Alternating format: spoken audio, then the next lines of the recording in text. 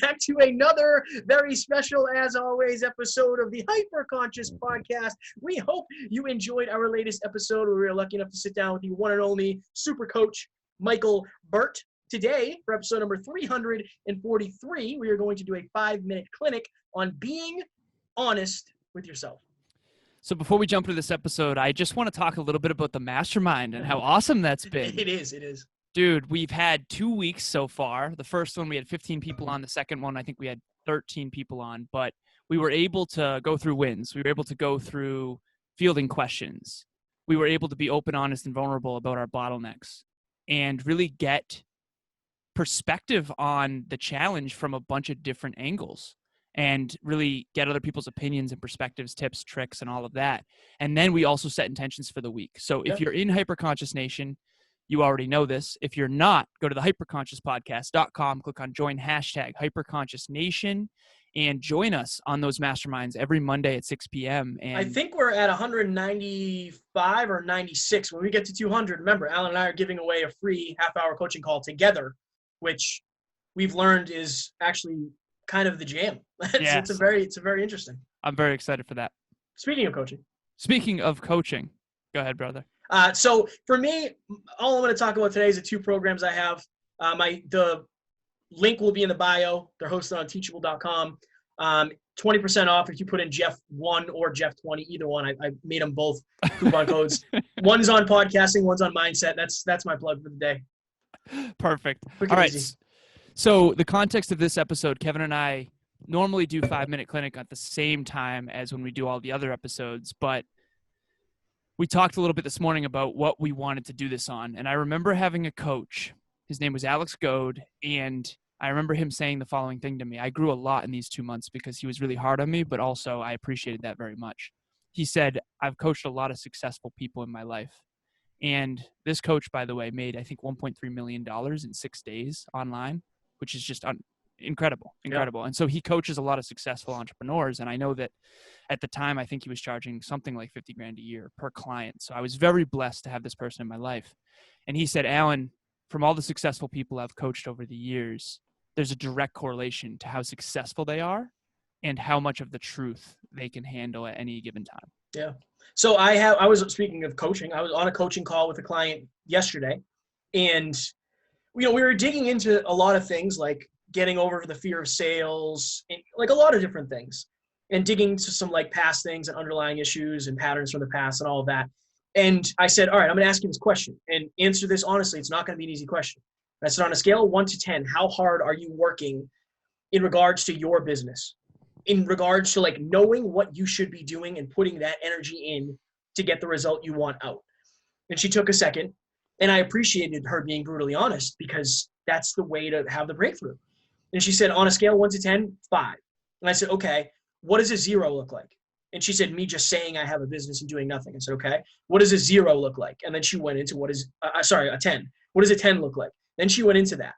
And I said, okay, now, are we going to look for a 10 next week? No. But what we're going to look for is maybe a 6, maybe a 7. We want to work our way up.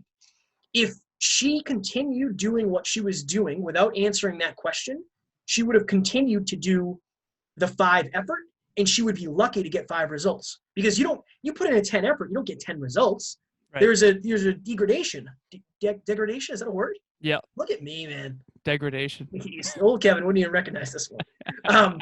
It just goes down. If you put a 10 in, you're not going to get a 10 back. One of the things that I've always found fascinating is that the results definitely, degradation, that's the word. Your results are lagging the effort. Mm-hmm. So you don't know what results your current effort is going to be putting in until later down the line because of the compound effect of good or bad habits over time. So I think being honest with yourself, what's interesting is like, let's say she didn't get asked that question just because she didn't give it or didn't have Kevin as a coach.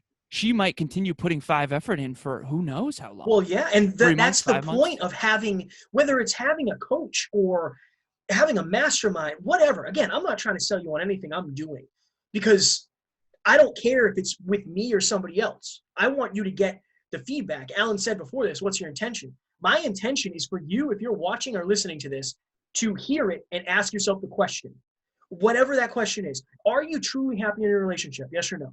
If the tough but true answer is no, now that you've answered it, you are aware of the issue, and it's your responsibility to do something about it. Whatever you can bury your head under the sand and pretend you never heard it, sure, or you can do something about it. Are you giving a 10 on your fitness goals? Right now is very hard, I understand that. But in general, if you were to pick anything out of the hat and ask yourself on a scale of 1 to 10, how hard am I working on that one thing? If you can honestly say, I'm doing a 2, guess what?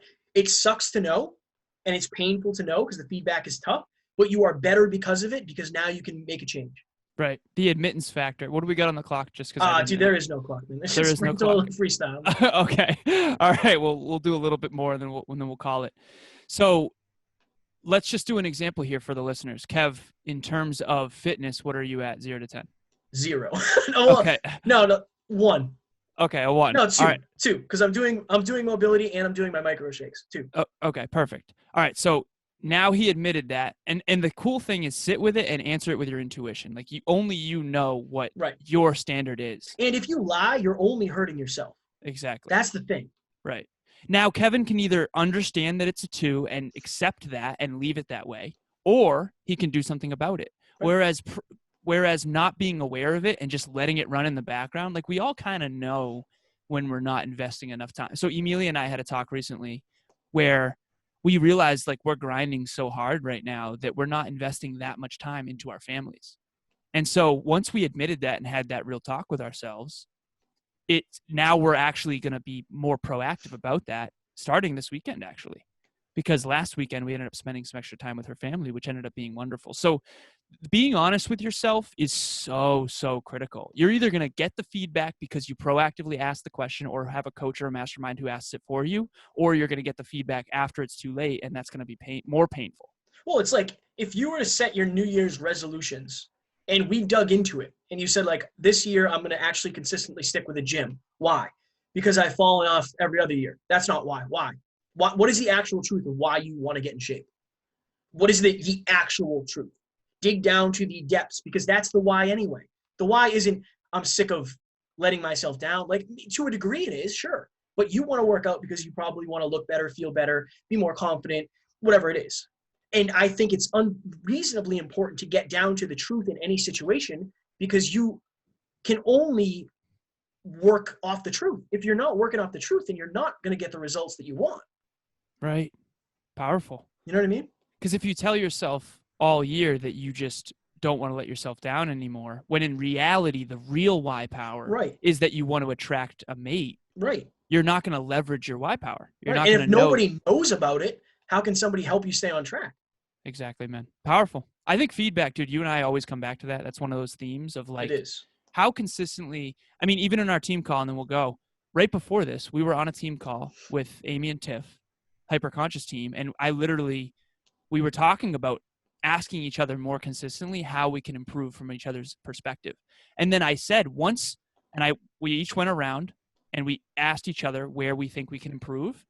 And then you have to do that fully witnessing, fully acknowledging the fact that, like, even after I get that feedback, that doesn't mean I'm necessarily going to change. I'm still going to draw my own conclusion based on that truth.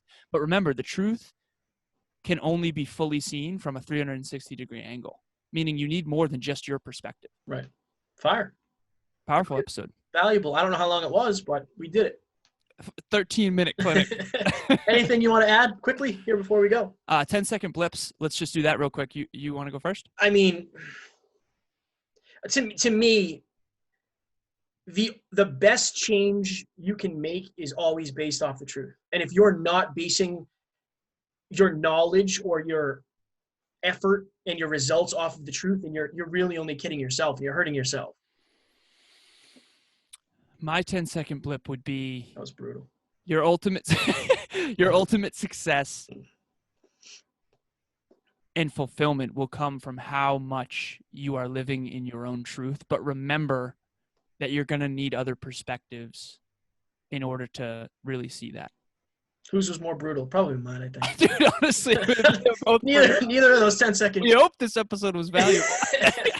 Neither of those were the mind-altering that I usually go for. But again, the thing is, though, it's like, how many times have we talked about it in this style of, like, I've never talked about it like this, especially in terms of business, right? So I think it's always going to be, if you guys went back and listened, I'm sure we've talked about truth. I know we have.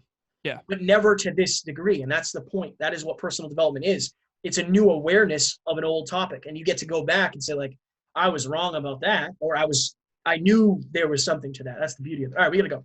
I would say measure it consistently. Last thing, measure it consistently. Yep. Journaling. I like that. Cool. Ladies and gentlemen, we hope you enjoyed, and we will talk to you on Wednesday. Talk to you soon. Bye.